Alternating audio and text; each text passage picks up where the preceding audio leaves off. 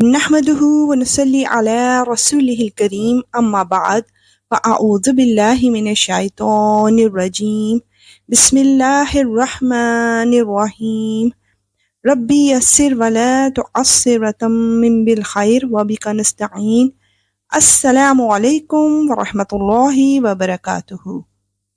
تو آئیے دیکھتے ہیں کہ آج اللہ سبحانہ وتعالیٰ قرآن کے ذریعے ہمیں کیا پیغام دے رہا ہے۔ سورہ شعراء کی آیت 192 to 195 میں بتایا جا رہا ہے کہ قرآن حکیم الفاظ کے ساتھ نازل ہوا۔ بے شک یہ قرآن رب العالمین کا نازل کیا ہوا ہے، امانت دار فرشتہ اسے لے کر اترا ہے۔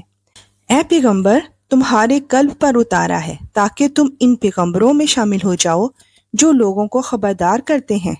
ایسی عربی زبان میں اتارا ہے جو پیغام کو واضح کر دینے والی ہے۔ سبحان اللہ۔ نیکسٹ آیات میں واضح کر دیا گیا ہے کہ سابقہ آسمانی کتابیں قرآن کی عظمت پر دلیل ہیں، اور اس قرآن کا تذکرہ پچھلی آسمانی کتابوں میں موجود ہے۔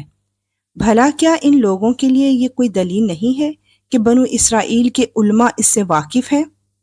آیت 198 to 203 میں بتایا جا رہا ہے کہ قرآن پر ایمان نہ لانے والوں کا انجام کیسا ہے۔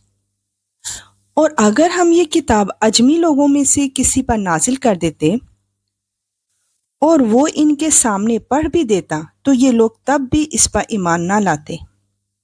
مجرموں کے دلوں میں ہم نے تو اس کو اسی طرح داخل کیا ہے۔ یہ لوگ اس پر اس وقت تک ایمان نہیں لائیں گے جب تک دردناک عذاب آنکھوں سے نہ دیکھ لیں، اور وہ یعنی عذاب ان کے پاس اس طرح اچانک آ کھڑا ہو کہ ان کو پتہ بھی نہ چلے۔ پھر یہ کہہ اٹھے کہ کیا ہمیں کچھ مہلت مل سکتی ہے؟ استغفر اللہ۔ آیت 204 to 209 میں سرکش لوگوں کے افسوسناک رویے کے متعلق بتایا جا رہا ہے۔ تو کیا یہ لوگ ہمارے عذاب کے لیے جلدی مچا رہے ہیں؟ بھلا بتاؤ، اگر ہم کئی سال تک انہیں عیش کا سامان مہیا کرتے رہیں، پھر وہ عذاب ان کے اوپر آ کھڑا ہو جس سے انہیں ڈرایا جا رہا ہے، تو عیش کا جو سامان ان کو دیا جاتا رہا وہ انہیں عذاب کے وقت کیا فائدہ پہنچا سکتا ہے؟ اور ہم نے کسی بستی کو اس کے بغیر ہلاک نہیں کیا کہ پہلے اس کے لیے خبردار کرنے والے موجود تھے تاکہ وہ نصیحت کریں، اور ہم ایسے تو نہیں ہیں کہ ظلم کریں۔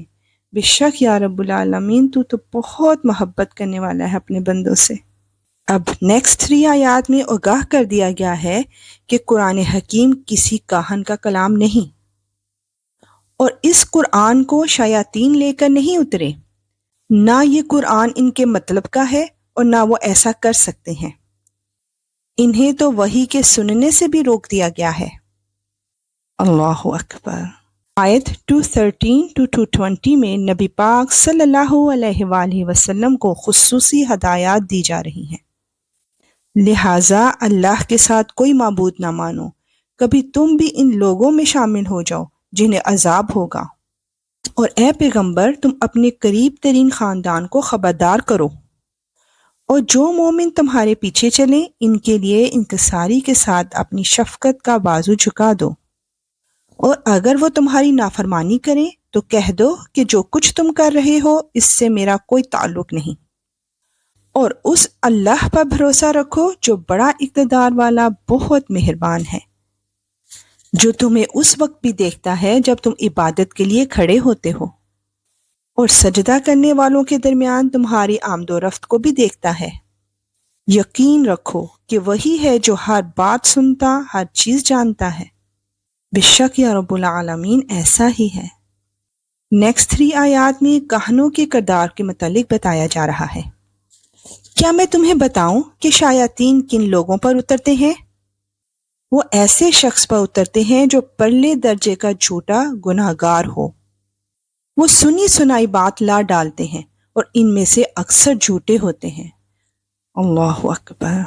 اور اب نیکسٹ 3 آیات میں شاعروں کے کردار کے متعلق بتایا جا رہا ہے۔ رہے شاعر لوگ تو ان کے پیچھے تو بے راہ لوگ چلتے ہیں۔ کیا تم نے نہیں دیکھا کہ وہ ہر وادی میں بھٹکتے پھرتے ہیں؟ اور یہ کہ وہ ایسی باتیں کہتے ہیں جو کرتے نہیں ہیں۔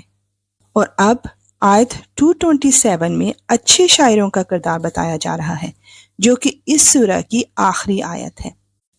ہاں، مگر وہ لوگ مستثنا ہیں جو ایمان لائے اور انہوں نے نیک عمل کیے اور اللہ کو کثرت سے یاد کیا اور اپنے اوپر ظلم ہونے کے بعد اس کا بدلہ لیا، اور ظلم کرنے والوں کو عنقریب پتہ چل جائے گا کہ وہ کس انجام کی طرف پلٹ رہے ہیں۔ سبحان اللہ۔ یا اللہ، اس کتاب قرآن پاک میں سے ہماری زبانیں جو پڑھتی ہیں، اس میں ہمیں تفکر، تدبر اور اس کی سمجھ عطا فرما، اور اس کے معنوں اور عجائبات کی پہچان کروا، اور جب تک ہم زندہ رہیں اس کے مطابق عمل کریں۔ بے شک تو ہر چیز پر قدرت رکھنے والا ہے۔ انشاءاللہ ملیں گے نیکسٹ سورہ کے ساتھ۔ اب اجازت، وآخر دعوانا ان الحمدللہ رب العالمین۔ سبحانک اللہم وبحمدک، اشہد ان لا الہ الا انت، استغفرک واتوب الیک۔ السلام علیکم ورحمۃ اللہ وبرکاتہ۔